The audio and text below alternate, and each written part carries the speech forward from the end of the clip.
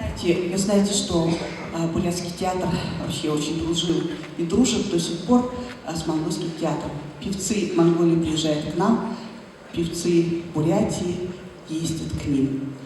И друг у друга учась, слушая, подслушивая какие-то тонкости, я думаю, друг друга обогащают и становятся для вас интересными.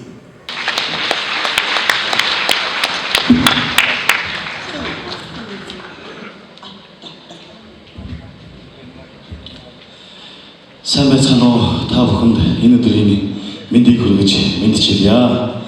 Тэгээд энэ сайхан наадмыг хийж байгаа Бурятийн театрын хамт олондоо уран бүтээлийн өндөр их амжилтыг хүсэн өрөөё.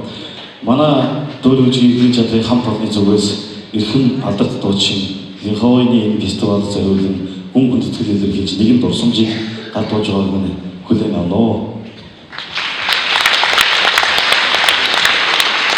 Дурсамж Монгол улсын Дөрөвжийн эдийн театрын хамт олонны нэрийн өмнөөс Бурят зооны нэгд дуучин Ласлан Лодонович Линхойны мэндисний 90 жилийн ойд гүн хүндэтгэл өргөж баярын мэнд хүргэе.